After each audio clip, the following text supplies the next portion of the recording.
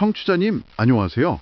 오늘은 저희와 함께 키르기스탄 경제, 2025년 상반기 성적표를 한번 자세히 들여다볼까 합니다. 네, 국립통계위원회 공식 보고서가 나왔는데 이걸 바탕으로 어떤 흐름이 있는지 또 주목할 만한 변화는 뭐였는지 핵심만 좀 짚어보죠. 네.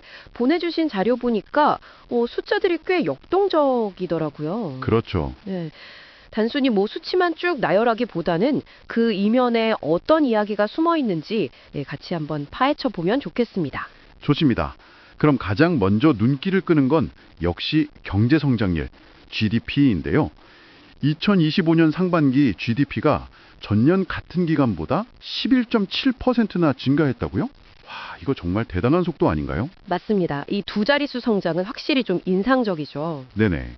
이 성장은 상품 생산, 그러니까 제조업 같은 부분이 15.0% 증가했고요.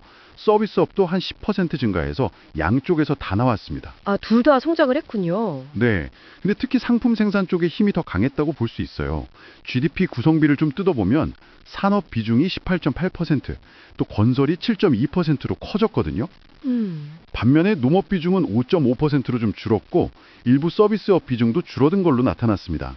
그러니까 경제 구조 자체가 약간 제조업 중심으로 움직이는 듯한 그런 모습이 좀 보여요. 그렇군요. 산업 생산 자체도 그럼 많이 늘었겠네요.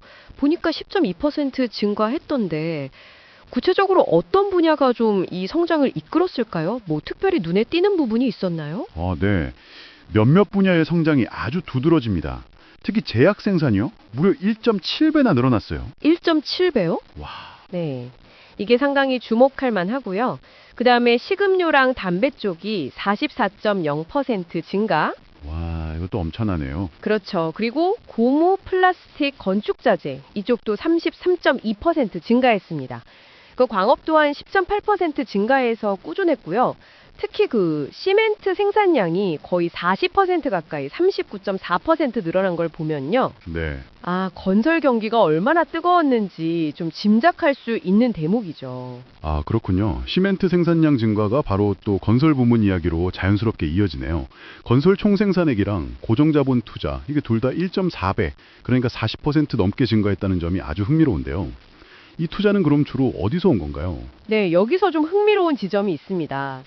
전체 투자의 90% 이상, 정확히는 90.5%가 국내 자금에서 나왔다는 거예요. 국내 자금이요? 외국 자본이 아니라? 네, 특히 중앙정부 예산을 통한 투자가 3.5배, 그리고 지방정부 예산을 통한 투자도 2.2배나 급증했습니다. 와, 정부 주도 투자가 엄청났군요. 그렇습니다.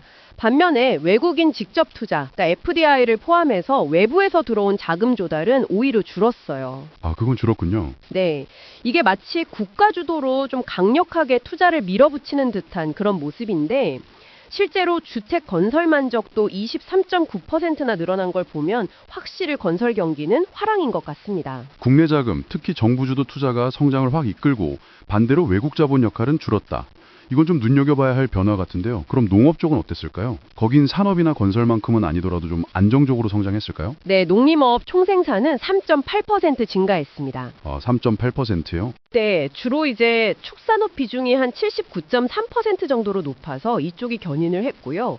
전체 파종 면적은 아주 약간 줄었는데 재밌는 건 밀이나 옥수수 같은 주요 식량작물 재배 면적은 오히려 늘렸다는 점입니다. 아, 식량작물은 늘렸군요. 네, 아마 식량 안보 같은 걸 좀 의식한 움직임일 수도 있겠다 싶습니다. 하긴 그렇겠네요. 경제 전반에 이렇게 활개가 도니까 기업 활동도 좀 늘었을 것 같은데요? 아, 그렇습니다. 활동 중인 사업체 수가 3.1% 증가해서요. 80만 개를 넘어섰습니다. 80만 개요? 네. 근데 대부분은 여전히 좀 영세한 농업 59%나 도소매업 19.6% 중심이고요. 거의 대부분 98.5%가 민간 소유라는 점은 여전합니다. 그렇군요. 아까 외국인 투자 유입이 전체적으로 줄었다고 하셨는데 근데 세부적으로 보면 좀 다른 그림이 있다고요. 전체 유입은 줄었는데 외국인 직접 투자 FDI는 늘었다고요. 이게 어떻게 된 건가요? 좀 헷갈리는데요. 나 그 부분이 좀 복합적입니다. 2025년 1분기 기준으로 보면요. 전체 외국인 투자 유입액 자체는 전년 동기 대비해서 15.2% 감소한 게 맞아요. 네, 감소했는데. 네, 하지만 그 안에서 FDI, 그러니까 좀 더 장기적인 관점에서 경영 참여 등을 목적으로 하는 직접 투자는 오히려 1.4배 늘어났습니다. 금액으로는 2억 8,830만 달러를 기록했어요. FDI는 늘었군요. 네, 다만 문제는 같은 기관의 FDI 유출액, 즉 키르기스스탄에서 빠져나간 돈도 1.8배나 같이 늘었다는 겁니다. 아이고, 나간 돈이 더 많이 늘었네요. 그렇죠. 그래서 들어온 돈에서 나간 돈을 뺀 실제 순유입액은 1억 630만 달러에 그쳤습니다. 작년보다는 좀 줄어든 거죠.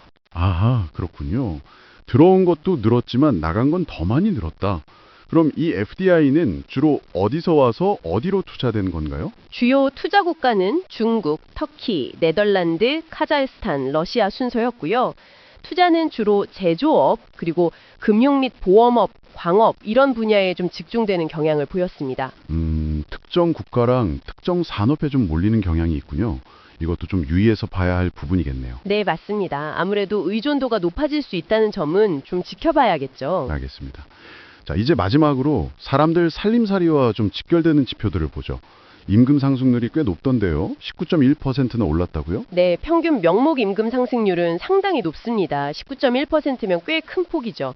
그리고 물가 상승분을 반영한 실질 임금도 11.1% 올라서 실질적인 구매력도 개선되는 것으로 나타납니다. 오, 실질 임금도 11% 넘게 올랐군요. 네, 물론 뭐 분야별이나 지역별 격차는 여전히 존재하긴 합니다만 그렇겠죠. 그래도 긍정적인 신호는 공식적으로 등록된 실업자 수가 21.9%나 감소했다는 점입니다. 실업자 수가 많이 줄었네요. 네, 다만 또 한편으로는 최저 생계비 역시 7.7% 상승해서 저소득층의 부담은 여전히 좀 있을 수 있습니다. 그렇군요. 그런데 아까 물가 상승률 말씀하셨는데 그 압력도 만만치 않은 것 같더라고요. 특히 장바구니 물가가 좀 심상치 않다고요? 맞습니다. 6월 소비자 물가 지수가 작년 12월 대비해서 4.0% 상승했는데요.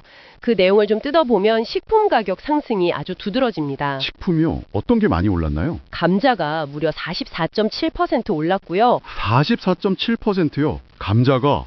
와. 네, 그리고 신선 과일이 20.6%, 신선 채소도 14.6%나 올랐어요. 아무래도 임금이 올라도 이런 필수 먹거리 가격이 급등하면 체감 경기는 좀 다를 수 있죠. 그렇겠네요. 정말 장보기가 무섭겠는데요. 자, 오늘 이야기를 좀 정리해보면 2025년 상반기 키르기스스탄 경제는 산업과 건설, 그리고 정부 주도의 국내 투자를 중심으로 아주 강한 성장세를 보였다. 이렇게 요약할 수 있겠네요. 네, 맞습니다. 하지만 동시에 식품 가격 급등이라는 물가 부담, 그리고 특정 국가와 분야에 좀 집중된 FDI 구조라는 과제도 안고 있다. 이렇게 볼 수 있겠고요. 그렇습니다. 그래서 이 인상적인 성장이 과연 얼마나 지속 가능할지, 그리고 그 성장의 과실이 경제 전반으로 어떻게 잘 퍼져나갈지가 앞으로의 중요한 관전 포인트가 될 것 같습니다. 특히 국내 투자 주도 성장이 장기적으로 효율성이나 경쟁력을 계속 담보할 수 있을지 이 부분은 좀 지켜봐야 할 것 같아요. 네, 중요한 지적이십니다. 청취자 여러분께서도 오늘 저희가 살펴본 이 역동적인 변화 속에서 키르기스스탄 경제가 앞으로 어떤 방향으로 나아갈지, 그리고 그 성장의 과실을 모두가 누리기 위해서는 또 어떤 고민이 필요할지 한번 생각해 보시는 건 어떨까요? 오늘 이야기는 여기서 마무리하겠습니다. 감사합니다. 네, 감사합니다.